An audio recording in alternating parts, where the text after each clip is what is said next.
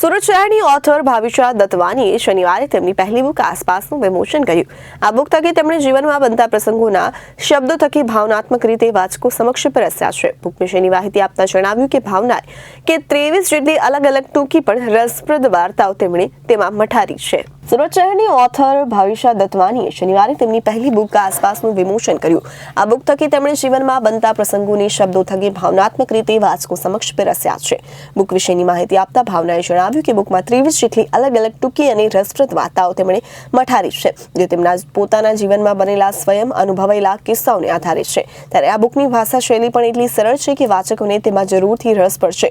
ત્યારે પૂર્વ આર્કિટેક્ટના વ્યવસાય સાથે સંકળાયેલ ભાવિશાને પહેલે કળા પ્રત્યે અનેરું આકર્ષણ હતું.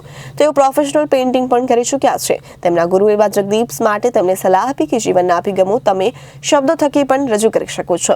આ સલાહ માનીને તેમણે લખવાનું શરૂ કર્યું. ત્યારબાદ આસપાસ લખાઈને પૂર્ણ થયા બાદ વાચકો સમક્ષ ભાવનાત્મક વાર્તાઓ સંગ્રહ પ્રસ્તુત કરવાનો ઉમદો પ્રયત્ન કર્યો અને ભવિષ્યમાં પણ બીજી પુસ્તક લખવાની તૈયારી બતાવી છે. હું ભાવિશા ભરત અને આસપાસ નામની આ બુક મેં લખી છે.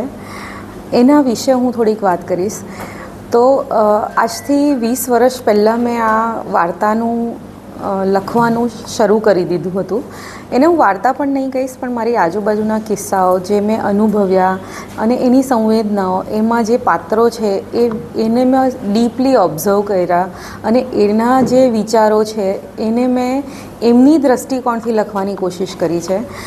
આ બુકના વિષયમાં બીજું એક વસ્તુ ખાસ છે જે કોઈ એક ઉંમરની વ્યક્તિ નથી, પણ કદાચ મેં જેટલા પણ કોઈ બી ઉંમરના હોય, કોઈ વૃદ્ધ છે, કોઈ યંગ છોકરી છે કે કોઈ બાળક વગરનું છે કે કોઈક એટલે એક તાળાની પણ વાત લખી છે. એટલે મેં દરેકની સંવેદનાઓને પરખવાની કોશિશ કરી છે અને મારા એ જે અનુભવ રહ્યા અને એ મેં જોયું દ્રષ્ટા તરીકે, એ મેં લખવાની પ્રામાણિકતાથી કોશિશ કરી છે.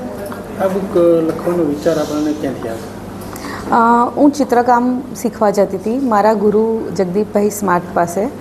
એમણે મને કીધું કે તું ચિત્રોની સાથે સાથે તારી સંવેદનાઓને શબ્દો દ્વારા બી પ્રગટ કરી શકે છે. એટલે પછી મેં લખવાનું શરૂ કર્યું અને ત્યારે હું ફક્ત મારા મનની વૃત્તિઓ લખતી હતી. પછી મને ધીરે ધીરે ઓબ્ઝર્વેશન વધવા લાગ્યું. મેં થોડું વાંચન પણ વધાર્યું મારું એ સમયે અને ઘણી સ્ટોરી બુકો પણ વાંચી. તો ક્યાંક ને ક્યાંકથી એ પ્રેરણા હું લેતી ગઈ અને ત્યારે મેં લખીને આ બધું સંગ્રહી રાખ્યું. વચગાળામાં ઘણો સમય હું મારા જીવનમાં વ્યસ્ત થઈ, ગૃહિણી તરીકે, એક મા તરીકે. હવે મને એ સમય એને ફરીથી ઉથલાવવાનો મળ્યો અને હવે મેં ફરીથી એને મઠારીને લખવાનો નિર્ણય કર્યો અને આજે હું એ કમ્પ્લીટ કરીને તમારી સામે છું. Bureau report, Janadesh news, Surat.